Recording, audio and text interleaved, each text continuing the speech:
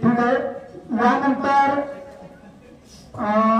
प्रमुख पाहुण्यांमधून कोण बोलते का? Sable sir, Lende sir, Athawale sir बोलते का? कुंभार सर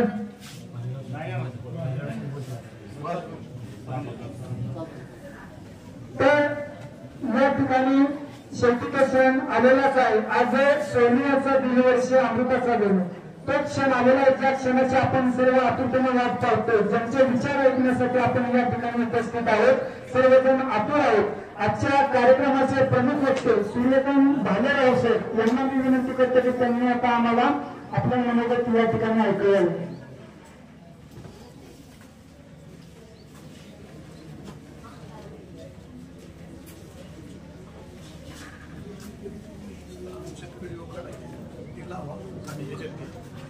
हो मी घेतो सर. हे पण कुणाला व्हिडिओ काढता येईल एक जण फोटो बनवून घेशील इथे घे उभा घे उभा दर्शनाला स्टँड लाव.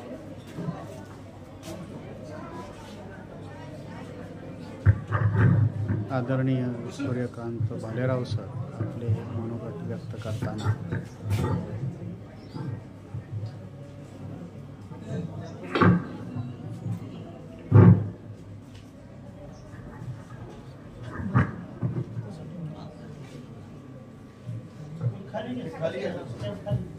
खाली घ्यावं खाली केलं पाहिजे.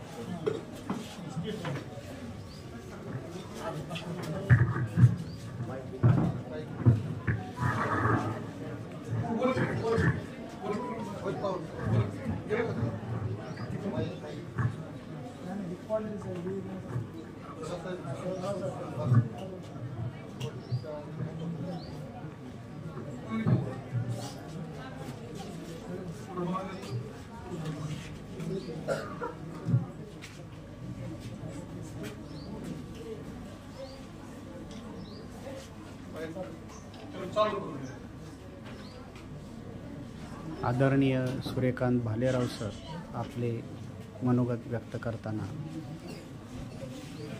कर्मवीर भाऊराव पाटील विद्यालय रेड्डी पद्मभूषण डॉक्टर कर्मवीर भाऊराव पाटील यांचा 138वा जयंती सोहळा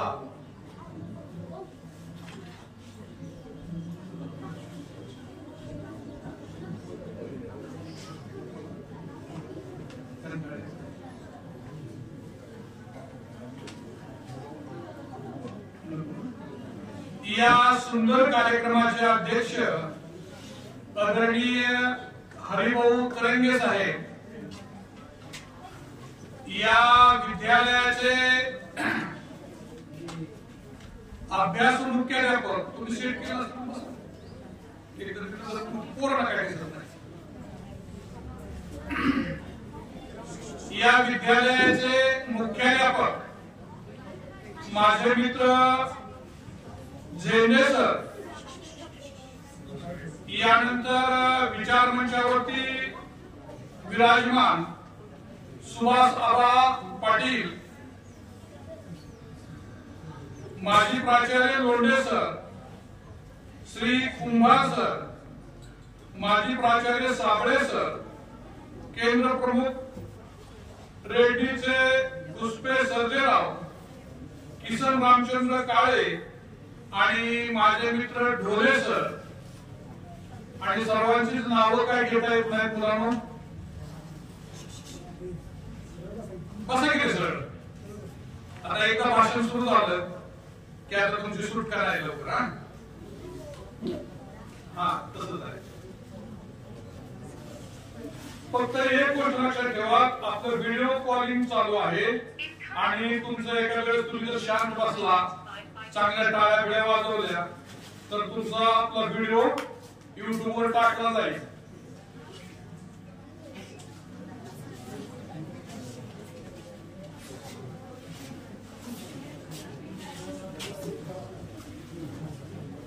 निसर्गाच्या नियमानुसार अगणित माणसे जन्माला येतात. बाहुला बाहुलीचा, चिमणा चिमणीचा, राघू मैनेचा संसार करतात. माझीच छान छान बायको, माझीच छान छान लेकरं, माझीच बायको, माझीच लेकरं, माझीच गाडी आणि माझीच सासरवाडी. याच्यामध्ये अशी माणसं रमतात आणि मरून जातात. अरे अशी माणसं मेली काय, जगली काय, कुणाला त्याचं काहीही देणं घेणं नसतं. परंतु काही माणसे निसर्गाच्या नियमानुसार जन्मतात आणि काळाच्या छाताळावर पाय देऊन ती उभीच राहतात. काळाच्या पडद्यावर आपले विचार कोरतात, माणसाच्या मनमंदिरामध्ये घर करतात. अशी माणसं मरून सुद्धा जिवंतच राहतात. अशी माणसं कोणती? अशा माणसांचं आपण स्मरण करूया आणि मग हा जयंती सोहळा पुढे नेऊया. पहिलं नाव आहे छत्रपती शिवाजी महाराज. पहाडांची हळे कळा फोडून त्या दडलेलं स्वतंत्र हिसकावून घेणारा मर्दांचा मर्द, राजांचा राजा, वीरांचा वीर. तुमच्या माझ्या हृदयाच्या सिंहासनावर विराजमान आई जिजाईचा भक्त आणि शहाजी राजांचं सळसळत रक्त, ज्याने वाढल्या प्रथम महाराष्ट्रात अन्यायाच्या छाताळावर पाय देऊन रयतेच तख्त, ते कुळवाडी भूषण बहुजन प्रतिपालक छत्रपती शिवाजी महाराज. दुसरं नाव आहे डॉक्टर बाबासाहेब आंबेडकर. ते असे म्हणतात, ज्यांच्या हातामध्ये पुस्तक, ज्यांच्या हातामध्ये पुस्तक त्यांचं सशक्त असतं मस्तक. ज्यांचं सशक्त असतं मस्तक ते कधीच कुणापुढे होत नाहीत न तर मस्तक. जो कधीच कुणापुढे होत नाही न तर मस्तक, तो कधीच कुणाचा होत नाही हस्तक. म्हणून मुलांनो, हातामध्ये घ्या पुस्तक, असे म्हणणारे डॉक्टर बाबासाहेब आंबेडकर. हे डॉक्टर बाबासाहेब आंबेडकर असेही म्हणतात, ज्यांच्याकडे असतो वाचन, ज्यांच्याकडे असतो भाषण आणि ज्यांच्याकडे असते छान छान छान छान फॅशन, त्याला कधीच कमी पडत नाही राशन. म्हणून करायला सुरुवात करा वाचन, असे म्हणणारे डॉक्टर बाबासाहेब आंबेडकर, महात्मा ज्योतिराव फुले, अहिल्यामाई होळकर, राजे उमाजी नाईक, साहित्यरत्न अण्णाभाऊ साठे, संत गाडगे बाबा आणि कर्मवीर भाऊराव पाटील. अरे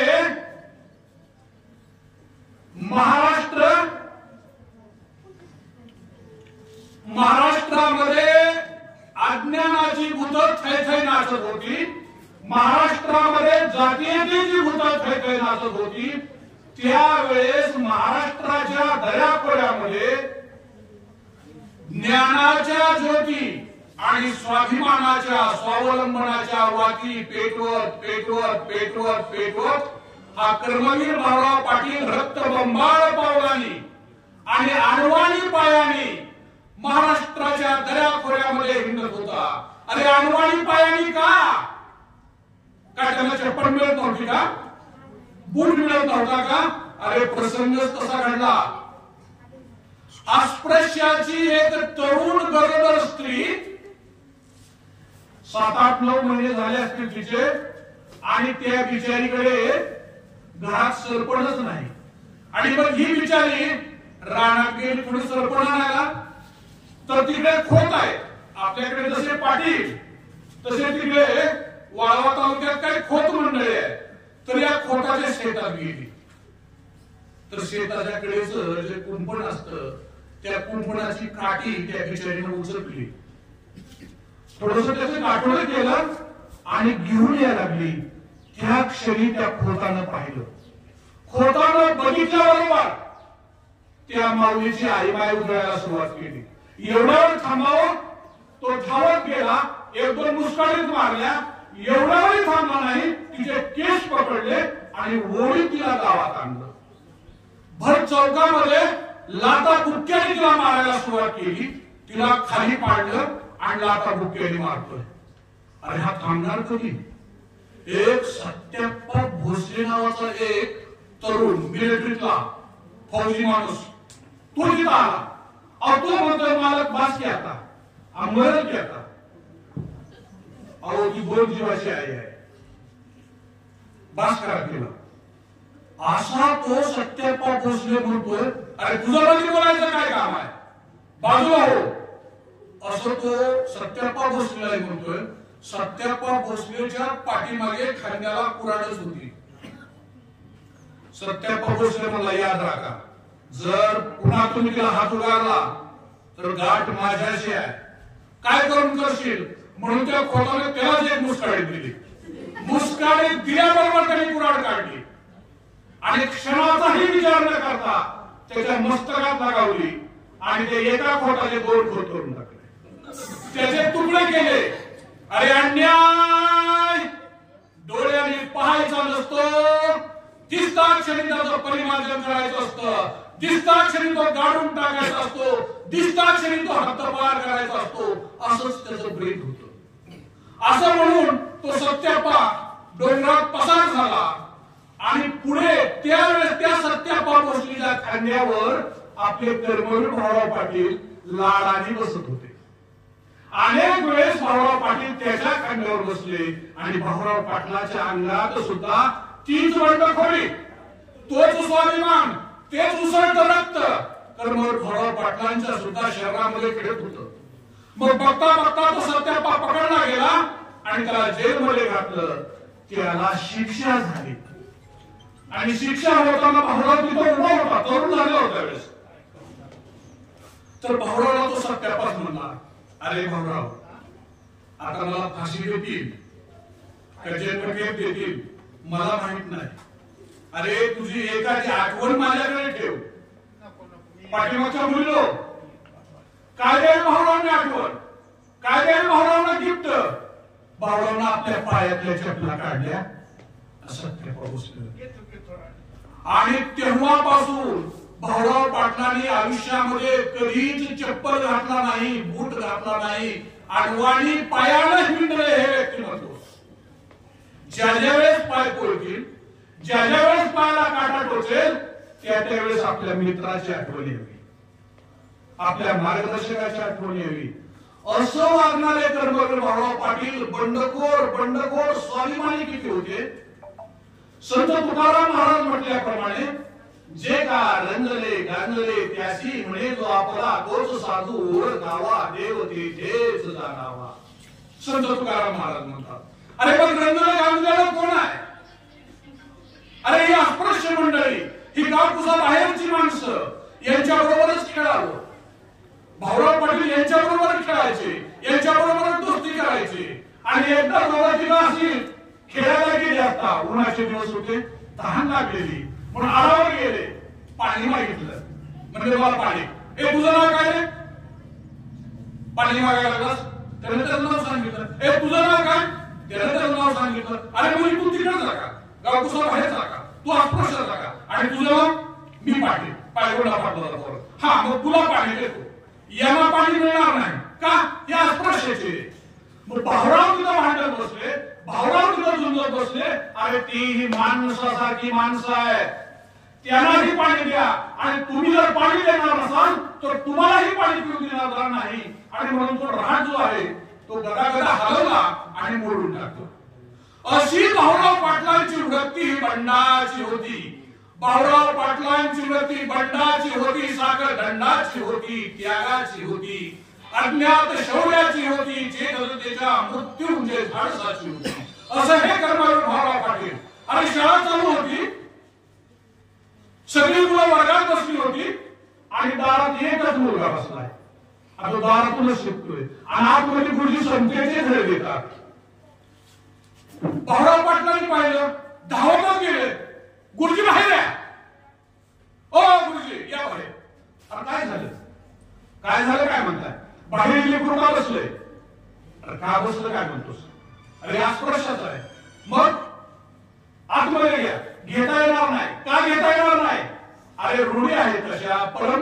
तशा, धर्म आहे तसा. भाऊराव पाटील म्हणतात असल्या ऋणी जाळून टाका, अरे जुने जाळू द्या, मरणाला ऋणी जाळून द्या, तो ऋणी टाका, असे खणखणीत म्हणणारे कर्मवीर भाऊराव पाटील. ते पुढे जीवन त्यांचं संपूर्ण बंडखोरी करण्यामध्ये गेले. अरे शाळेत असताना सुद्धा ते असे गुरुजी सांगतील आणि त्याने ऐकायचं असं नाही.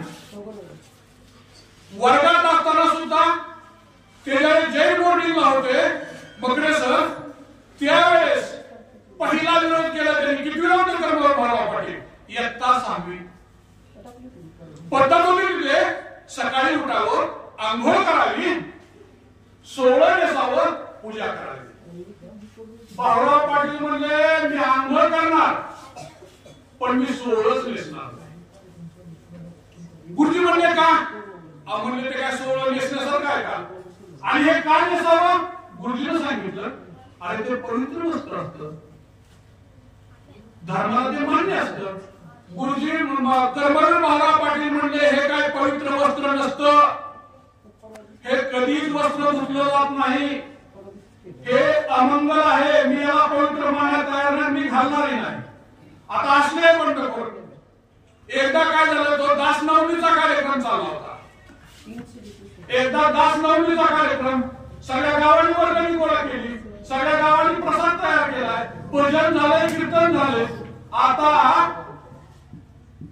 जेवणाची वेळ झाली, जेवायला पहिली पंगत बसली. हरिभाऊ कुणाची? पहिली पंगत देवा ब्राह्मणाची. पहिली पंगत बसली, भाऊराव तिथं. भाऊराव पाटलांनी कडाडून विरोध केला, म्हणजे ही लोक का बसले अगोदर जेवायला? मग कोण बसलं पाहिजे? अरे सर गाव बसलं पाहिजे, आणि आमचा शेतकरी बांधव बसला पाहिजे.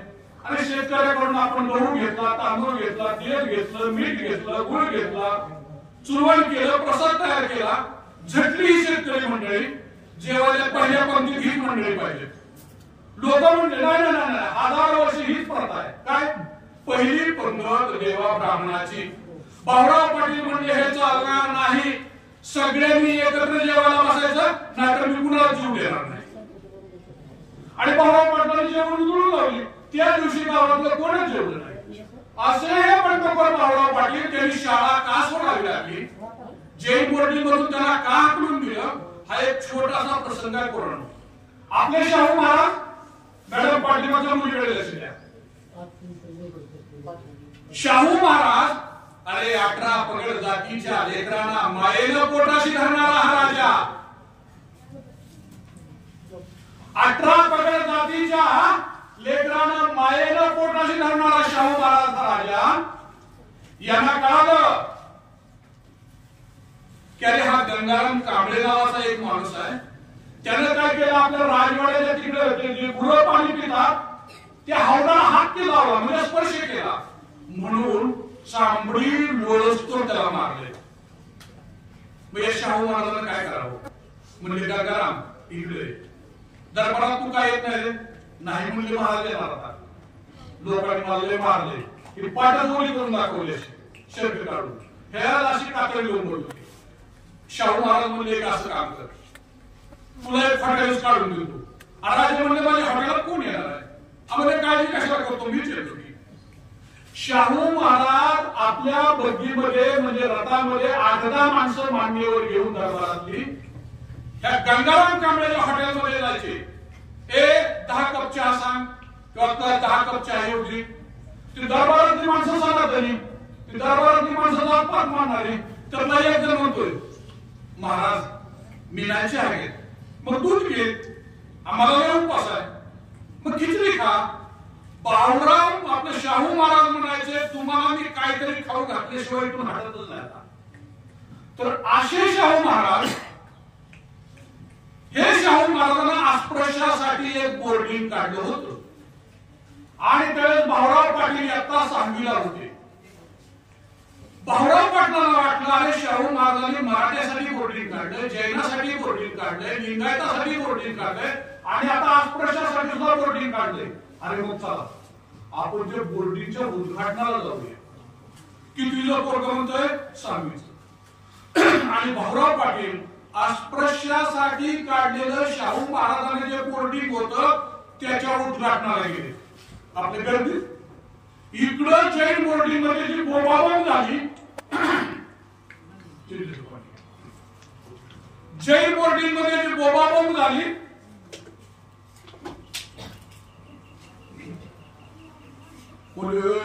भावा कुठे गेला माझ्या तुम्हाला आल्या तिकडच्या स्पर्श तुझे वस्तूकडे काढले ना तिकडे गेला बघा. आता एकमेकाला स्पर्श करील बघा. आता हा बाटल बघा, आता हा विटाळ बघा आणि तसाच येईल बघा आतमध्ये. आणि ही काय आंघोळी करायचं नाही. मग आपण सगळे एक होऊया. तो आला की त्याला अडवायचं, त्याला अगोदर आंघोळ कर म्हणायचं. आणि खरोखर महाराज पाटील ए पोरीनो काय काय केलं का तुमची शाळा चांगली आहे म्हणून आलं. अरे तो बाहुराव तिथून अस्पृश्याच्या हॉस्टेल कडून आलं, बोर्डिंग कडून, तर इथं सगळी मुलं अशी उभी राहिली. तुम्ही आता आतमध्ये यायचं नाही, तुम्ही आतमध्ये यायचं नाही. का? तुम्ही त्या अस्पृश्याच्या मुलाला स्पर्श केला, तुम्ही मग अमंगल झालाय, तुम्ही आता विटाळ आहे. याच्यावर उपाय काय? अगोदर तुम्ही आंघोळ करा. म्हणजे तू आंघोळ कर, बाहुराव सांगितलं होते, अगोदर तू आंघोळ कर मग बोर्डिंग मध्ये. आणि त्याच्यामध्ये गुरुजी सांगले, लट्टे गुरुजी नाव त्यांचा, अण्णासाहेब लट्टे. बाबुराव पाटील म्हणजे डोकं फिरले का काय तुमचं? अरे तीही माणसासारखी माणसं आहे, त्यांच्या अंगाला स्पर्श झाला म्हणजे आंघोळ करायची काय गरज आहे? अरे आपण कुत्र्याला हात लावतो, आपण गाढवाला हात लावतो, आपण म्हशीला, रेडीला, बैलाला हात लावतो, मांजराला, जनावराला हात लावतो, आपण आंघोळ करतो का? अरे मग ही सुद्धा माणसासारखी माणसं आहेत, त्यांचा स्पर्श झाला म्हणजे आंघोळ करायची काय गरज आहे? लठ्ठे गुरुजी म्हणाले, अरे तुला आंघोळ करावी लागेल, तू आंघोळ नाही केलीस तर तुला बोर्डिंग मध्ये जेवण मिळणार नाही. आणि मग त्यांनी काय केलं? बोर्डिंगचा दरवाजा लावून घेतला, खिडकी लावून घेतली. आता भाऊराव पाटील उपाशी, भाऊराव पाटलांनी एक लाथ मारली खिडकीला, खिडकी वाकडी तिकडे झाली, आतमध्ये प्रवेश केला, खाल्लं काच काढून ढेकर देतच बाहेर आले. आता हिला मोठा गुन्हा होता. गुरुजी म्हणल्याने सांगितलेली एकही गोष्ट तू ऐकत नाहीस, सारख्या चुका करतो, शिस्तीला भंग करतो. चल तुझं नाव बोर्डिंग मधून काढून टाकलं आणि मग भाऊरावांचं नाव बोर्डिंग मधून काढून टाकलं.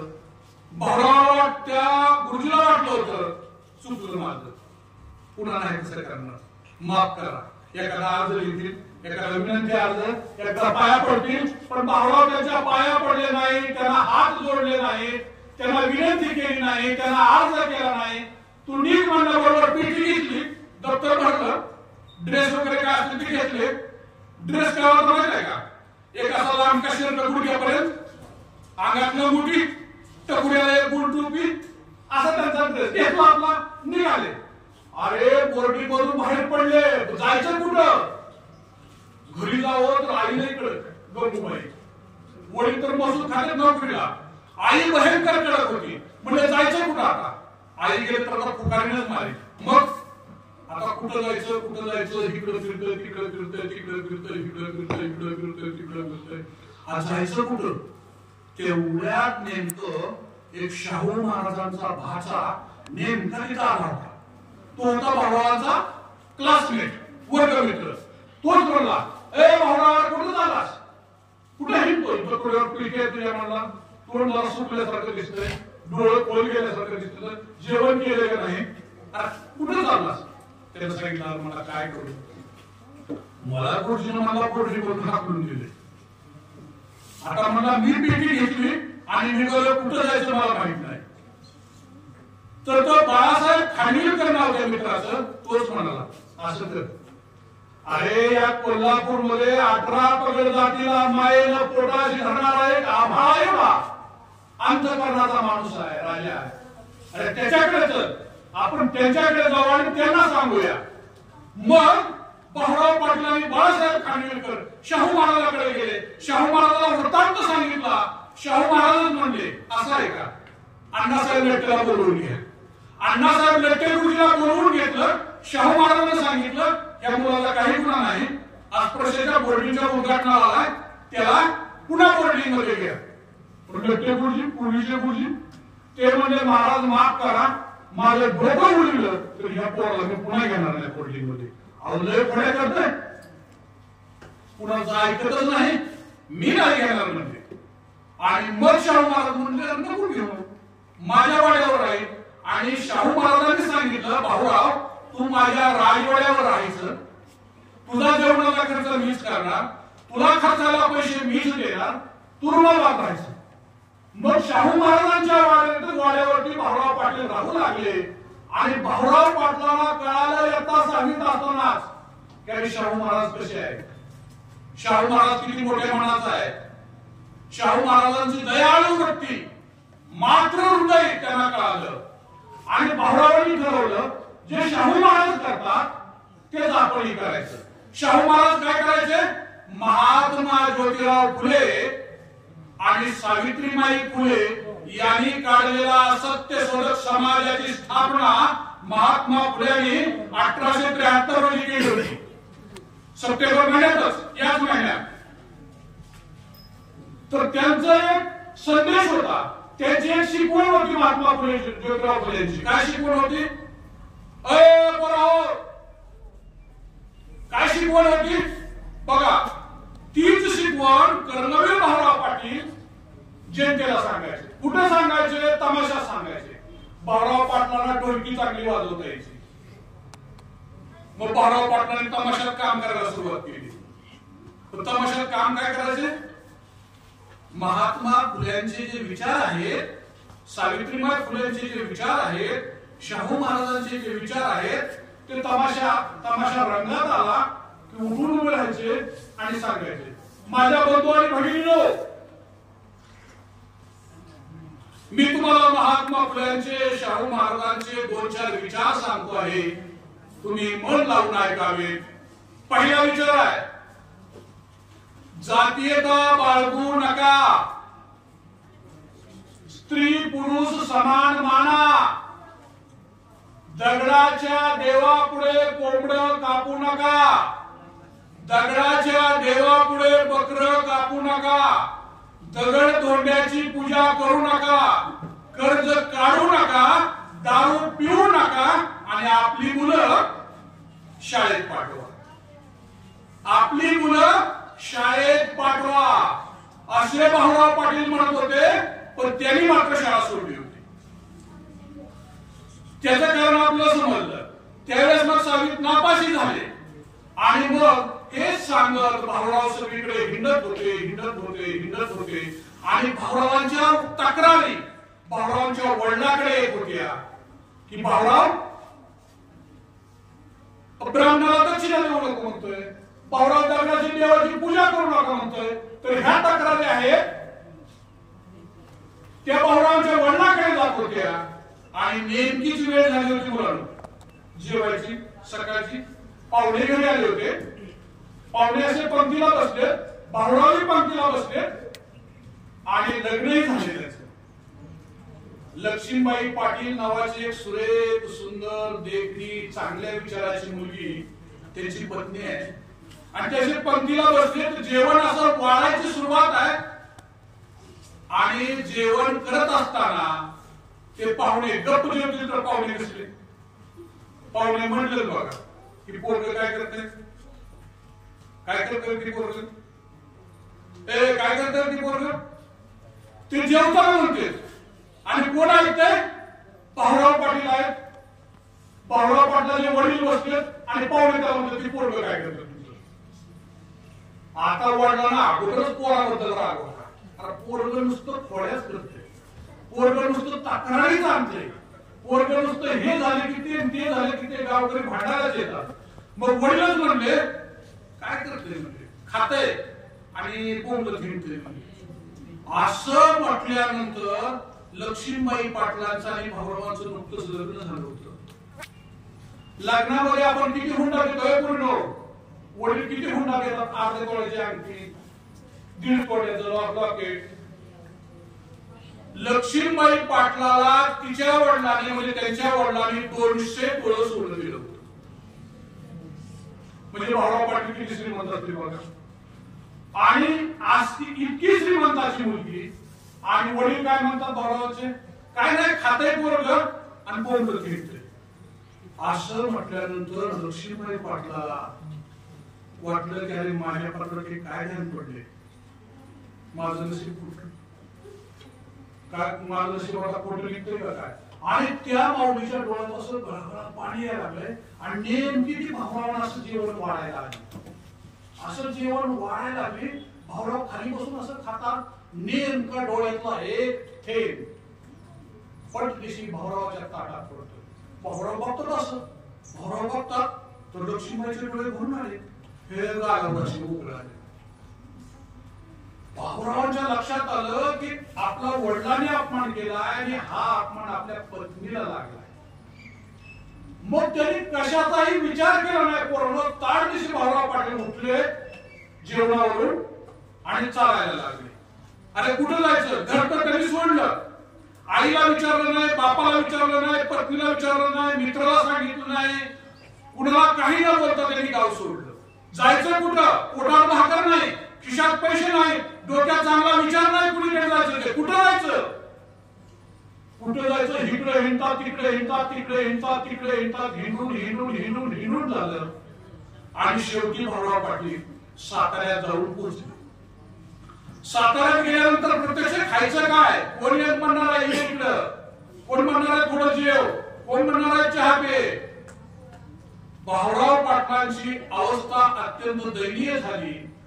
आणि मग म्हणालो ज्याला काहीच करता येत नाही ना, आज सुद्धा ज्याला नोकरी लागत नाही काय नाही, त्यांचा धंदा कुठला फॉर्म मध्ये माहिती आहे का, शिकवणे घेणं. शिकवणे घेणारी माणसाला किती कोट्यावधी रुपये कमवतात केलाय. भाऊराव पाटलांनी ठरवलं आता आपण शिकवणे घ्यायच्या. आणि साताऱ्यामध्ये शिकवणे घ्यायला सुरुवात केली. बघा शिकवणे घेण्याचं धाडस कसं असावं. शिकवायला घ्यायला सुरुवात केली, शिकवणे घ्यायला. भाऊराव पाटलांची प्रसिद्धी वाढत वाढत वाढत वाढत गेली. आणि एक दिवशी भाऊराव पाटलांना निरोप आला. सातारा जिल्ह्याचे उप कलेक्टर पेटे नाव त्यांचं, त्यांनीच निरोप पाठवला. भाऊराव म्हणजे भाऊराव सर, पाटील सर, मला संस्कृत शिकायचे, मला संस्कृत शिकवाल का. आता खरी गंमत काय म्हणालो, भाऊराव पाटलाला संस्कृत मधला एक शब्द येत नव्हता. आणि त्यांना ते कलेक्टर विचारतात, डेप्युटी कलेक्टर, मला संस्कृत शिकवाल का. भाऊराव पाटलांनी क्षणाचा विचार केला नाही, म्हणजे शिकवतो की ये की पुढच्या सोमवारपासून. काय धाडस आहे बघा. त्यांना संस्कृतचा एक शब्द एक ओळ येत नाही आणि त्यांनी सांगितलं पुढच्या सोमवारपासून तुमची क्लास सुरू करूया. आता कसा सुरू केला असेल, काय केला असेल. भाऊराव पाटलांनी स्वतः गजेंद्र गडकर नावाच्या संस्कृत पंडिताकडे ट्युशन लावली, क्लास लावला. ते काय करायचे, गजेंद्र गडकरकडे वही घेऊन जायचे, पेन घेऊन, काय ते सांगतात ते बरोबर वही फिरवून घ्यायचं. तेवढंच फक्त कलेक्टरला शिकवायचं. कलेक्टर खुश, भरपूर पैसे द्यायला लागले. भाऊराव पाटलांना शिकवणीचे पैसे त्यावेळेस मिळत होते मुलांनो 90 रुपये महिना. कलेक्टरलाही पगार नव्हता. हे साल आहे 1913 ते 14. 1914 साली भाऊरावांना 90 रुपये महिना पगार होता. कलेक्टरला सुद्धा पगार नव्हता, 30-40 रुपये असेल. आता एवढं सगळं चांगलं चाललंय, सगळं आनंदी आनंद आहे. आणि अशा परिस्थितीत इकडे एक वेगळीच घटना घडली. कोल्हापूरला राजा एडवर्डच्या पुतळ्याला कोणीतरी डांबर लावलं आणि डांबर लावल्यावर सगळ्या कोल्हापूरमध्ये बोंबाबोंब झाली. अरे राजा एडवर्ड, ब्रिटिशाचा राजा, इंग्लंडचा राजा, त्याच्या पुतळ्याला डांबर लावलंय. मग सगळीकडे शोधाशोध सुरू झाली, धरपकड सुरू झाली, पण कुठेही गुन्हेगार सापडेना.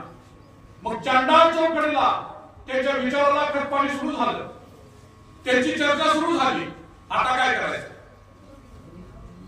आता कुणाला तरी पकडलं पाहिजे. कुणाला पकडायचं, मग आपण असं करूया, त्याला टेबुललाच पकडूया. कल्लाप्पा डिटवे नावाचा जो प्रमुख होता, शास्त्रीय होतो, त्यांनी ठरवलं म्हणजे लट्टे गुरुजीलाच पकडू आणि लट्टे गुरुजीला तुरुंगात टाकू. आणि मग कसं टाकायचं, पण त्या भाऊराव पाटलाला बोलून घे. मग भाऊराव पाटलाला बोलून घेतलं, म्हणले अरे भाऊराव, अरे तुला हे गुरुजीने त्रास दिला होता ना, तुला एक गोष्ट बोलली करून हाकलून दिलं होतं, तुला एक गोष्टीने मारलं होतं ना. आता एक काम कर, राजा एडवर्डच्या पुतळ्याला डांबर फासणारा मास्टर माइंड लट्टे गुरुजीचा आहे, आम्ही बाकीचं बघतो. कर्मवर पकडलं म्हणजे मला काहीच माहित नाही. लट्टे गुरुजी तसे करणारे नाहीत, मला ते शिस्तप्रिय आहे. त्यांनी मला मारलं, त्यांनी मला बोर्डिंगून हाकलून दिलं. आपण त्यांनी काय राजा एडवर्डच्या पुतळ्याला डांबर फासलं नसेल ते काय मास्टर माइंड नाही, मी काय असं बोलणार नाही. असं म्हटल्यानंतर ते कल्लाप्पा निटवे नावाचे जेवढे कोल्हापूरचे ते भयंकर व्यक्तिमत्व होते. त्यांनी काय केलं म्हणजे भाऊरावाला जेव आणि झोप निवांत. आता भाऊराव जेवले, निवांत झोपले, मनात नाही, भेनात नाही, काय नाही काय नाही. संध्याकाळी जे कल्लाप्पा निटवे उठले त्याला होता छापखाना, काळी पेटी आणली आणि छापखान्याला आग लावून दिली. हे जाळ झाला मोठा, सारं गाव पळत आलं. कल्लाप्पा निटवेच्या छापखान्याला आग लागली, आग लागली, आग लागली, आग लागली. पोलीस आले आणि पोलीस आल्यानंतर कल्लाप्पा निटवेच म्हणाले की काय पोरांना म्हणजे इथं आले, रात्री याला चांगलं जेवण दिलं म्हणले आणि रात्री झोपेतून उठून म्हणले आणि माझं छापखाना पेटवलं. आता भाऊराव पाटलाला असा गुन्हा केला म्हणजे रात्री चोरी केली, म्हणजे माझ्या कपाटामध्ये पैसे नाहीत, म्हणजे दागिने नाही, त्याच पोरांनी चोरी असते. भाऊराव पाटलाला धरलं आणि जेलमध्ये टाकलं. अरे जेलमध्ये त्यावेळेस पोलिसांना इतके लोक घाबरायचे. भाऊराव पाटलाला अक्षरशः अंगावरचे कपडे काढून बुटासहित तुडवलं. काठीनं फोकानं इतकं मारलं, इतकं बेदम मारलं, अंगाची कातडी बोंबायला लागली. आता काय करायचं, फक्त येतच म्हणायचे तू म्हणून लट्टे गुरुजीनं हे काम केले, म्हण आम्ही बाकीचं बघतो. भाऊराव पाटील म्हणायचे मी कदाचित मानणार नाही, मी मेलो तरी चालेल पण मी गुरुजीवर पडाळ घेणार नाही. आणि पोलीस मग तुडवायचे. आणि मग एक दिवशी भाऊराव पाटलांनाच वाटलं असलं जीवन कशाला जगायचंय. दररोज पोलीस येतात, मार मार मारतात आणि नकोच हे जगायला, मग मेलेलं बरं असा विचार तुमच्या मनात कधी येऊ देऊ नका. भाऊराव पाटलांनी तसा विचार केला आणि एके दिवशी त्या जेलमधल्या माणसाला सकाळच्या वेळेला असे बाहेर सोडायचे पटांगणात. आज जेलमध्ये सोय नव्हती. मग भाऊराव पाटलाला हिकडून पोलिसांनी धरले, हिकडून पोलिसांना धरले आणि भाऊराव पाटलाला न्यायला लागले. भाऊराव पाटलांना असं थोडंसं बाहेर पडल्यानंतर काय केलं, भाऊराव पाटील सशक्त, त्याच्या पहिली मंडळी त्यांनी जे हिसका दिला, दोन्ही पोलिस खाली पडले. पोलिस खाली पडले की भाऊरावांनी पळायला सुरुवात केली. आता भाऊराव पुढे पळायला लागले की पोलीस ताडकन उठले आणि त्याच्या मागे पळायला लागले. तर भाऊराव पुढे पोलीस मागे, भाऊराव पुढे पोलीस मागे, भाऊराव पुढे पोलीस मागे, भाऊराव पुढे पोलीस मागे. भाऊराव पळतात पळतात पळतात पळतात पळतात पळतात. आता काय करायचं, कुठं पळायचं, पाठीमागे पोलीस आहेत आणि जवळ पोरावण्याची विहीर होती. भाऊरावने पळत पळत पळत पळत जाऊन वाघाचं काळीज असलेले भाऊराव सशाच्या वेगाने पळत सुटले आणि पळत जाऊन जाऊन जाऊन त्यांनी विहिरीत उडी टाकली. आणि विहिरीत उडी टाकताच त्यांच्या देहाचे तुकडे तुकडे झाले नाहीत, कारण विहिरीमध्ये पाणी होते. भाऊराव वाचले, भाऊराव जगले. म्हणतात ना, जाखो राके साइया मार सके ना कोई, जब मौत आती है तो उसे कोई नहीं रोक सकता, अगर जब मौत नहीं आएगी तो कोई माँ का लाल उसे नहीं मार सकता, कभी नहीं मार सकता. भाऊराव वाचले, भाऊराव जगले आणि भाऊराव पुन्हा शाहू महाराजांच्या आई वडिलांच्या प्रयत्नानं भाऊराव जेलमधून सुटले सुद्धा. आणि भाऊराव बाहेर सुटल्यानंतर त्यांनी पाहिलं, अरे 18 विश्व दारिद्र्य असलेला बहुजन समाज अथांग पसरलेल्या समुद्रवाऱ्यासारखा अकराळ विकराळ आहे. अहोरात्र कष्ट करून सुद्धा विधभर पोटाचं टिकभर खळगाट्याचं भरत नाही, गँगवर वस्त्र त्याला मिळत नाही. अरे ही परिस्थिती बदलायची असेल तर त्याला एकच पर्याय, कोणता? शिक्षण, शिक्षण आणि शिक्षण. आणि डॉक्टर बाबासाहेब आंबेडकर म्हणतात, अरे शिका, शिक्षणामुळे माणसाला बोलता येतं, शिक्षणामुळे माणसाला सत्य कोणतं, असत्य कोणतं, ज्ञान कोणतं, अज्ञान कोणतं, खरं कोणतं, खोटं कोणतं, धर्म कोणता, अधर्म कोणता, हक्क कोणती, कर्तव्य कोणती कळतात. अरे शिक्षण म्हणजे वाघिणीचं दूध आहे आणि जो कोणी घेईल तो निश्चित गुरगुरल्याशिवाय राहणार नाही. नाही म्हणून शिक्षणाची सुरुवात कर्मवीर भाऊराव पाटलांनी केली. अरे शाळा काढायच्या, बोर्डिंग काढलं, विजयादशमीच्या दिवशी शाळा काढायला खेड्यामध्ये गेलं तर खेड्यातले लोक म्हणायचे शाळा कसली असती, शाळा म्हशी सारखी असते का, शाळा बैलासारखी असते का, बैलगाडी सारखी असते, कशी असते शाळा, कुणालाच माहित नसायचं. मग भाऊराव म्हणायचे आठ भागा तरी मी कशी काढतो शाळा, ती द्यायची तर मला जागा थोडी देतो.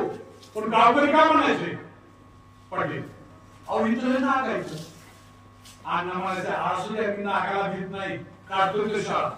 कुणीतरी म्हणतात अहो इकडे कशाला काढली शाळा, अहो इकडे वाघ बसलेला असतो तिकडं. अण्णा म्हणले वाघ असू द्या नाग असू द्या मी शाळा काढणारच. मग तरी गावकरी म्हणायचे नका काढू. अण्णा का, एकदा कौल लावून बघूया, आपल्या गावातलं जे दैवत आहे ग्रामदैवत त्याला कौल लावूया, कौल लागला तर काढू शाळा. भाऊराव पाटील म्हणाले कशाला कौल पण लावा. आणि बरोबर भाऊराव पाटील काय करायचे, जो कौल लावतो त्याला हळूच काढणं सांगायचे, अरे कौल आपल्या बाजूला शाळा काढू. अशा शाळा काढल्या, हायस्कूल काढले, कॉलेज काढलं, त्या कॉलेजला नाव दिलं Chhatrapati Shivaji Maharaj pre and residential college Satara.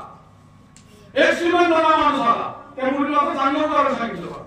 तो म्हणला अण्णा माझ्याकडे पैसे, मग मी तुम्हाला पैसे देतो, मग तुम्ही काय करायचं, ते कॉलेजला जे नाव दिलं का नाही, काय नाव दिलं ना, Chhatrapati Shivaji Maharaj pre and residential college Satara. तेवढं नाव बदला आणि मी सांगतो तेवढं नाव द्या. भाऊराव पाटील म्हणले उठ चला. अरे म्हणले एक वेळेस मी माझ्या बाबाचं नाव बदलेन पण कॉलेजला दिलेलं छत्रपती शिवाजी महाराजांचं नाव मी कधीच बदलणार नाही. Get out. चालता हो. भाऊराव पाटलांनी त्याला हाकलून दिलं, असं कॉलेज भरलं. अरे या बोर्डिंग पाहण्यासाठी महात्मा गांधी आले होते, सरदार वल्लभभाई पटेल आले होते, मुरारजी देसाई आले होते, सयाजीराव गायकवाड आले होते. आणि एकदा कर्मवीर भाऊराव पाटलांनाच कळालं, अरे डॉक्टर बाबासाहेब आंबेडकर साताऱ्याला येणार आहे.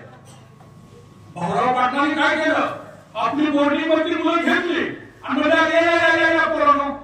डॉक्टर बाबासाहेब आंबेडकर येणार आहेत, त्यांच्या स्वागतासाठी आपण जाऊया. आपली बोर्डिंग मुलं घेतली आणि कर्मवीर भाऊराव पाटील डॉक्टर बाबासाहेब आंबेडकर ज्या रस्त्याने येणार होते त्या रस्त्याला आपली बोर्डिंगची मुलं दुतर्फा उभी करून ते त्यांची वाट बघत बसले. थोड्याच वेळात डॉक्टर बाबासाहेब आंबेडकर आले. अरे पण त्यांना पाहण्यासाठी काय बोर्डिंगची मुलं होती का फक्त, नाही नाही नाही नाही, संपूर्ण सातारा शहरामध्ये प्रचंड गर्दी गर्दी गर्दी गर्दी गर्दी झाली होती. बाबासाहेब आले, बाबासाहेबाला गर्दीनं पाहिलं, गर्दीनं बाबासाहेबाला पाहिलं. तेवढ्यात कर्मवीर भाऊराव पाटील पुढे गेले आणि त्यांनीच विनंती केली, साहेब आमच्या बोर्डिंगला तेवढी भेट द्या. मी 18 पगड जातीची, महाराची, मांगाची, मराठ्याची, बामणाची, मुसलमानाची सगळी पोरं एकत्र करतोय. एकाच छताखाली स्वयंपाक करतात, एकाच छताखाली झोपतात, तर तेवढं बोर्डिंग बघायला चला. तर बाबासाहेब आंबेडकर आले. बाबासाहेब आंबेडकरांनी त्याचं वसतिगृह पाहिलं, आनंद वाटला. अरे जे मी करू शकलो नाही, जे महात्मा गांधीला जमलेलं नाही, ते भाऊराव पाटलांनी केले. 18 पगड जातीची मुलं एकत्र ठेवणं फार अवघड आहे, पण हे कर्मवीरांनी केले. बाबासाहेब आंबेडकरांना प्रचंड आनंद झाला. त्यांनी काय काढलं, आपल्या खिशातले 20 रुपये काढले, भाऊराव पाटलांना दिले, थोडा अभिप्राय दिला, म्हणजे असंच काम करत जा. आणि बाबासाहेब आंबेडकर निघून गेले. संध्याकाळची वेळ पूर्ण, जेवणाची पंगत बसलेली आहे, जेवण वाढून झालेलं आहे, श्लोक म्हणून झालाय आणि असा ताटातला घास पोर असा पोटावर ठेवून तोंडात घालून पोटात घेणार आहे. तेवढ्याच भाऊराव पाटील तिथं आले, कर्मवीरांना तिथं आले. अय पोराहो, अय तिकडच्या पोराहो, आज थांबा, जीव नका. पोरांचा घास इथंच असाच खाली बी टाकलं नाही काय नाही, असेच पोर ऐकतात. अण्णा काय सांगतात कुणास. अण्णा आले बाबा. अण्णा म्हणतात, अय पोराहो, अरे पाहिलं आज कोण आलं होतं, कोण आलं होतं, मुलंच म्हणाली. डॉक्टर बाबासाहेब आंबेडकर आले होते? नाही. अरे स्वतःच्या ज्ञानानं स्वतःचा प्रकाश निर्माण करणारे डॉक्टर बाबासाहेब आंबेडकर आले होते. अरे ज्याने मनुस्मृती जाणली ते डॉक्टर बाबासाहेब आंबेडकर आले होते. अरे ज्याची सावली सुद्धा लोक अंगावर पडून घेत नव्हते, ज्याचा स्पर्श झाला तर लोक आंघोळ करत होते, तर ते डॉक्टर बाबासाहेब आंबेडकर आलेले आहेत. तर पोरांनो, तुम्ही पाहिलं त्यांना बघण्यासाठी सातारा शहरात किती गर्दी झाली. अरे पण ही गर्दी का झाली? तर डॉक्टर बाबासाहेब आंबेडकरांनी 18 तास अभ्यास केलाय. ते फार मोठे विद्वान म्हणून आता भारतामध्ये ओळखले जातात. आणि मग त्यांना पाहण्यासाठी सातारा शहरात एवढी गर्दी झाली. तर हे माझ्या पोरांनो, तर ताटातला घास ओठावर ठेवून पोटात घेण्या अगोदर तुम्ही म्हणा, अरे आम्ही सुद्धा डॉक्टर बाबासाहेब आंबेडकरांसारखा असाच अभ्यास करू आणि आम्ही सुद्धा डॉक्टर बाबासाहेब आंबेडकरांसारखी अशीच समाजाची सेवा करू, देशाची सेवा करू. अरे म्हणा तर खरं, म्हणा तर खरं. असं डॉक्टर बाबासाहेब आंबेडकरांनी कसा अभ्यास केला हे भाऊराव पाटलांनी शपथ घ्यायला लावली आणि मुलांनी तशी शपथ घेतली. मुलांनी प्रचंड प्रचंड प्रचंड प्रचंड अभ्यास केला आणि मॅट्रिकचा निकाल लागला. पण अरे मॅट्रिकचा निकाल लागला, बोर्डिंगचा मुलगा पहिला आला.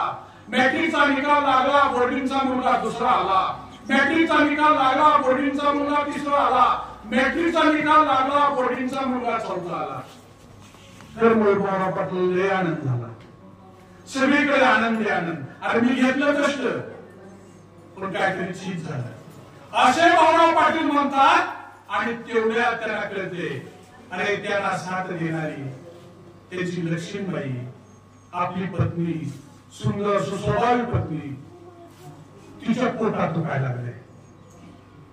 आणि विद्यार्थ्यांनी नोट सांगितला, लक्ष्मीबाईच्या पोटात दुखायला लागले. भाऊराव पाटील तिथे गेले. लक्ष्मीबाई एवढ्याच म्हणाल्या, अण्णा आता माझं काय खरं नाही, मी आता मरते असं मला दिसायला लागले, मरण मला समोर दिसते. उद्या गुढीपाडवा आहे, उद्या सण आहे, 18 कोटी जातीची लेकरं आपल्या बोर्डिंग मध्ये आहेत. प्रत्येकाला वाटतंय गुढीपाडव्याच्या दिवशी काहीतरी पोळ्याचा सण करावा, तो काहीतरी गोड गोड खावं. आणि मी जर आता मेले तर माझ्या लेकराला हे गोड खायला मिळणार नाही. अण्णा एक काम करा, मरतानाही बिचारे हात जोडते. अगोदर तर मंगळसूत्र दिलंच, अगोदर तर दागिने दिले, आणि मरताना ते आपल्या मावळ्याला हात जोडते. ह्या माझ्या बोर्डिंगच्या लेकरांना उद्या गुढीपाडवा आहे, मी आज मेले तरी सुद्धा याला पोळ्याचा सण करा आणि ह्याला गोड गोड खाऊ घाला. अशी म्हणणारी लक्ष्मीबाई भाऊराव पाटलाला सोडून गेली. भाऊराव पाटलाच्या डोळ्यात सुद्धा कधी न रडणारा हा माणूस, त्यांना सुद्धा पाजर फुटला, त्यांच्याही डोळ्यातून घळघळ अश्रू आले. आणि लक्ष्मीबाईनं प्राण सोडला. ज्यांच्या समर्पणावर फुलांचा वर्षाव करावा विधात्याने स्वतः, त्या लक्ष्मीबाई सोडून गेल्या. 4-2 दिवस झाले, काही दिवस झाले, असाच एक विद्यार्थी पळत आला, अण्णा अण्णा आपला भुईटे नावाचा पोरगा विहिरीत पडला. भाऊराव पाटलाला उठता येईना, काय इकडून गेलं. धावत भाऊराव पाटील विहिरीपर्यंत गेले तर बोर्डिंगची मुलं विहिरीत उतरली होती. हाताचा पाळणा केला होता, भुईटेवर आणलं होतं, रक्ताचं थारोळ झालं. भुईटे सर्व विद्यार्थ्याला सोडून निघून गेला. भुईटेची प्रेत यात्रा साताऱ्यामध्ये काढली. असेच काही दिवस गेले. पुन्हा एक विद्यार्थी धावत आला, अण्णा अण्णा असं शेती होती जवळ, अण्णा आपला एक मुलगा रानात गेला होता आणि त्याला साप चावला.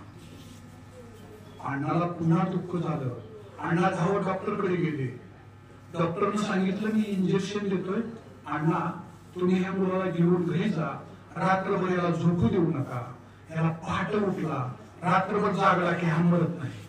भाऊराव पाटलांनी ते लेकरू घेतलं, आपल्या छातीला कवटाळलं, घेऊन ते वडाच्या धरणीच्या बागेमध्ये आले. तिथं त्या लेकराला झोपवलं आणि रात्रभर त्याला जाग करतात, हे पोरा झोपू नको रे माझ्या लेकरा, तू जागा रे रात्रभर. हे तुला चिवकाऊची गोष्ट सांगू का, राजा राणीची गोष्ट सांगू का, आणि नको रे झोपू माझ्या लेकरा, नको रे झोपू. पहाटे पहाटेची वेळ झाली, पोरांनो कशी तर रात्र काढली. ती पोरगं लागलं रडायला, अण्णा अहो माझ्या डोळ्यावर झोप यायला लागली, माझं डोळे तारवट येतं. अण्णा मला आता नाही आता सहन होत. माझ्या डोळ्यावर झोप आली. अण्णा माझ्या अंगातलं विष कालवलंय. माझ्या अंगातले आगाग होती. अण्णा मला आता मरू द्या. अण्णा म्हणजे अरे लेकरा तसं करू नकोस, काही कर, जरा धीर धर. पण किती बोललीची पोर आपल्या बुद्धी येते, तू जरा धीर काढ की. पण आता उजळतंय, आता आई वडील बी येतील, घरची मंडळी येतील रे, जरा धीर काढ. असं म्हणता म्हणता पहाटेची झोप पोरानं लय वाईट. पहाट नेहमी म्हणणारा झोप लागतेच आणि पोराचे डोळे चढतात. अण्णाचं काळीच खालीवर होते आणि पोरग डोळे झाकतं का आणि फाट फाट मरतं का. आणि नेमकं पोरानं एकदम पहाटेच्या वेळेला ह्या पोराचे डोळे झाकून घेतले. भाऊराव पाटलांनी मोठ्याने हात मारले आणि लेकरा माझ्या डोळे उघड, अरे डोळे उघड. भाऊराव पाटलांनी हात मारले, त्या पोराने डोळे उघडला. असं असं करता करता उजळलं. भाऊराव पाटील डॉक्टरकडे गेले. लेकराला मी झोपू दिलं नाही. डॉक्टर आनंद झाला. अण्णा म्हणजे आता काय दिस करू नका, आता हे लेकराला काहीच होत नाही, आता पाय धरून नेला तरी आपण लागावर, आता मरत नाही म्हणजे. आता असं म्हणले पोरग हसायला लागले. अण्णाला बी आनंद झाला, पोरांनी सगळे आनंदामध्ये गेले. अरे 2 दिवस झाले, 4 दिवस झाले, 8 दिवस झाले, 10, 15 ते पोरग लय कोरकर. त्याला कशावर आणला जायचं आता हे सुद्धा बोल आहे. थोडस ऐकायचं सर काय सांगतात, गोष्टी काय सांगतात. ते पोरग पुन्हा रानात गेलं आणि साप काय पुन्हा वाटमध्ये बसला होता का काय कुणास ठाऊक. तो साप त्या पोराला पुन्हा एकदा चावला. आता पुन्हा एकदा साप चावला. पुन्हा भाऊराव पाटलाची धावपळ सुरू झाली. त्याला उचललं, डॉक्टरकडे नेलं. डॉक्टरने इंजेक्शन केलं. डॉक्टरने पुन्हा सूचना केली, ह्याला रातभर झोपू देऊ नका. अण्णाने उचललं, गणेशच्या बागेमध्ये आणलं, गोट्यावरती वडाच्या झाडाखाली झोपवलं आणि पुन्हा त्याला त्याच गोष्टी सांगितली. आणि पोरांनो, गेल्या आठवडी, गेल्या 15 दिवसात हा वाचला होता. ह्याचं नशीब. आता पुन्हा इंजेक्शन दिले, डोळ्यावरती ग्लानी आली, डोळे जड झाले, छातीमध्ये शरीरामध्ये आघात झाली. आता काय करायचं. आणि आता हे लेकरू म्हणतोय, अण्णा अहो मला तुम्ही कसं तरी वाचवलं होतं, आता मला मरू द्या, आता मला नाही जगायचं. आता माझ्या शरीरातली आगाग होती, माझ्या काळजातली आग व्हायला लागली, माझे डोळे येतात वाटलं तर अण्णा मला झोपू दे. आणि अण्णा आता एकदा जागे केलं होतं. आता पुन्हा मी डोळे झाकून घेतले, पुन्हा डोळे झाकून घेतले. आणि असं करत करत नको रे झोपू माझ्या लेकरा, अरे नको रे झोपू माझ्या लेकरा, अरे जागा राहणार लेकरा, असं म्हणत रात्र घालवली. आणि ती पोरग पुन्हा वाचलंच. पुन्हा हे लेकरू वाचलं. असं करता करता आता शेवटच्या टप्प्यावर आपण आलोय मुलांनो. आणि एक बातमी हावत आली. त्या बातमीला संपूर्ण भारत खळबळजनक झाला. भारतामध्ये सगळीकडे आग पेटली.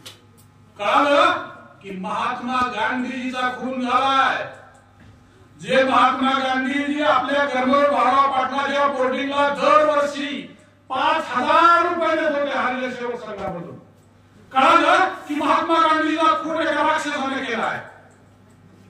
भाऊराव पाटलाच्या तळपायाच्या मस्तकाला झाली. ब्राह्मणीची घरं पेटवून देऊ लागली. म्हणजे सगळीकडे भारत देशामध्ये अशी परिस्थिती झाली होती की महात्मा गांधीचा ज्यावेळेस खून झाला, ब्राह्मणाचे कत्तली सुरू झाले होते, त्याची घरदारं पेटवली जात होती. आणि इथं बाळासाहेब खेर नावाचे मुख्यमंत्री होते. तेच म्हटले शनिवार वाड्यावरती, ब्राह्मणाचं रक्षण मी माझ्या रक्ताचा शेवटचा थेंब असेपर्यंत करीन. भाऊराव पाटलाला रागच आला. भाऊराव पाटील म्हणजे तुझ्या अंगात रक्त असून असून किती असेल, 100 200, आरक्षणच करायचं झालं तर आम्ही करू ना, अवघा महाराष्ट्र करेल, अवघा भारत करेल, तू एकट्यावर का जबाबदारी घेतो. तू काय ब्राह्मणाचा, तू संपूर्ण महाराष्ट्राचा मुख्यमंत्री आहे, मुंबईचा मुख्यमंत्री आहे. त्यावेळेस मुंबई वेगळी होती, महाराष्ट्र झालेला नव्हता. आणि ध्वजा न झाला, बाळासाहेब खेळाला वेगळीच बातमी समजली. भाऊराव पाटील मला म्हणतोय की तुझ्या अंगात किती रक्त आहे. त्या बाळासाहेब खेळाने काय केलं, मोरावरती दसांनी बाळासाहेब खेळानं खाटदिशी या प्रोटीन ग्रँडच बंद केलं. त्यावेळेस पाटील साहेब आपल्या कर्मवीर भाऊराव पाटलाच्या बोर्डिंगचा वर्षाचा खर्च असायचा 42 लाख रुपये. एकदम ग्रँड बंद झाली. हा खर्च करायचा कुणी. आणि ग्रँड बंद केली. भाऊराव पाटील त्या खेळाच्या हातापाया पडायला गेले नाही, विनंती केली नाही, अर्ज केले नाही. सगळा महाराष्ट्र भाऊराव पाटलाच्या पाठीशी उभा राहिला. साऱ्या महाराष्ट्रातल्या आया बहिणी भाऊराव पाटलाच्या पाठीशी उभ्या राहिल्या. आया बहिणीनं काय केलंय? कुणाच्या कानातलं दागिने भाऊराव पाटलाच्या जोडीत, कुणाच्या काळातले दागिने भाऊराव पाटलाच्या जोडीत, कुणाच्या मुलाचं लग्न आहे लग्नातला हुंडा भाऊराव पाटलाच्या जोडीत, कुणाचं वर्षश्राद्ध आहे आईचं वडिलाचं वर्षश्राद्ध थांबवलं. वर्षश्राद्धाला होणारा जो खर्च आहे भाऊराव पाटलाच्या जोडीत. गावामध्ये मंदिर बांधायचंय, मंदिराचा कळस चालवायचा आहे. गावकरी म्हणतात ए थांबा, मंदिर बांधू नका, कळस बांधू नका. त्यावेळेस जो मंदिराचा खर्च आहे तो सगळा खर्च सगळा पैसा भाऊराव पाटलाच्या जोडीत. सगळा महाराष्ट्र भाऊराव पाटलाच्या पाठीशी उभा राहिला. हा म्हणता ही गोष्ट संत गाडगेबाबाच्या कानावर गेली. गाडगेबाबाचं आणि बाळासाहेब खेराचं फार जवळचं नातं होतं. संत गाडगेबाबा ताड ताड ताड ताड ताड ताड मंत्रालयात गेले. बाळासाहेब खेरानं पाहिलं की संत गाडगेबाबा आले. बाळासाहेब खेर मुख्यमंत्र्यांच्या खुर्चीवरून ताड दिशी उठले आणि संत गाडगेबाबा जिकडे येतात तिकडे पळत गेले आणि संत गाडगेबाबाला म्हणले बाबा कशाला गेल्याची तस्ती घेतली, मी जागा असतो तुमच्या भेटीला. संत गाडगेबाबा म्हणले अरे बाबा ते भाऊराव पाटील, ते कर्मवीर भाऊराव पाटील गोरगरिबाची लेकरं शिकवते. अरे तोच आहे देव आहे तर तेवढं बोर्डिंगचं ग्रँड सुरू कर. आणि संत गाडगेबाबांनी तशी विनंती केली आणि नुसते मंत्रालयातून बाहेर पडले. बाळासाहेब खेरानं ताबडतोब ग्रँड सुरू केली आणि रयत शिक्षण संस्था उभी राहिली. अरे कितीही वेळ अजून सांगत राहिलं तरी थांबणार नाही मुलांनो. कर्मवीर भाऊराव पाटलांचं जे चरित्र आहे कितीतरी मोठं आहे. आता मात्र शेवटची घटका कर्मवीर भाऊराव पाटलांना वाटायला लागले अरे हा रयत शिक्षण संस्थेचा झेंडा गेली कित्येक वर्ष मी माझ्या एकट्यानंच केलाय रे. आता मला ब्लड प्रेशर आहे, आता मला 3दा हार्ट अटॅक आलाय, आता मला गाऊट नावाचा रोग झालाय. गाऊट नावाचा रोग म्हणजे हृदय जास्त ते भलं मोठं होतं तर ते गाऊट नावाचा रोग झालाय. ते पांडुरंग पाटला बॅरिस्टर पीजी पाटला म्हणतात अरे पांडुरंगा अरे मला फक्त एकच काळजी लागली रे. अरे कुणीतरी एखादा तरुण यावा, माझ्या हातातला रयत शिक्षण संस्थेचा झेंडा त्याने घ्यावा आणि मग मी मारायला मोकळा रे. आणि खरोखर 9 मे 1900 किती साली 59 रोजी हे कर्मवीर भाऊराव पाटील आपल्याला सोडून निघून गेले. त्या भाऊराव पाटलांना कोटी कोटी प्रणाम. मला झेंडे सर तुम्ही इथं बोलावलं, तुमचा निरोप आला आणि मी तर या शाळेवर आलो. मुलं इतकी चांगली गोड आहेत, गावकरी चांगली माणसं आहेत.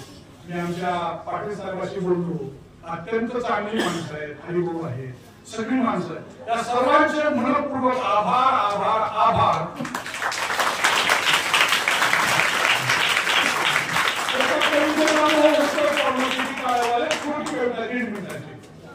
अरे शाळेतली मुलगी गरीबाची असते, आईला वाटत असतं कशाला शाळेत जायचं हिनं, घरीच राहावं. आणि ती मुलगी मोठी जिद्दीची असते, तीच म्हणते आहे मला जाऊ दे शाळेत. तर ती कविता अशी आहे का, ती मुलगी म्हणते माये ग माये नग तोडू माझी शाळा, लई लई शिकून मोठं व्हायचंय मला. आई काल आमच्या बाई, आई काल आमच्या बाई म्हणाले की नाही तुमची पोरगी डोसक्यानं लई देश आहे. तवापासून माय सापान पडले मला, लई लई शिकून मोठं व्हायचंय मला. आई बेबी ताई देणार आहेत त्यांची मला बुक व्हायलाच पडतील ग थोडस कमी पैक. अगं दुनिया भांड्याचं काम मिळणार आहे मला, लई लई शिकून मोठं व्हायचंय मला, लई लई शिकून मोठं व्हायचंय मला. अगं त्या रंग्या मंग्याला कोण बघल ग. आई पाट पाट उठीन रंग्या मंग्याला बघीन, भाकरी बी भरा भरा थापून टाकीन, बकऱ्याची घाण लोटून जाईल मी पाण्याला. माये गे माये नगर तोडू माझी शाळा. आई खूप खूप खूप खूप अभ्यास करून नंबर काढीन मी पहिला, तवा तुझं डोळं वाचेल ना ग गळागा, तवा तुझं डोळं वाटील नगर घळा ते दारात आणि वाजरून माझ्यासाठी सोन्याचा गळा लई लई शिकून मोठं व्हायचंय मला लई लई शिकून मोठं व्हायचंय मला लई लई शिकून मोठं व्हायचंय तुम्हाला धन्यवाद खूप खूप धन्यवाद.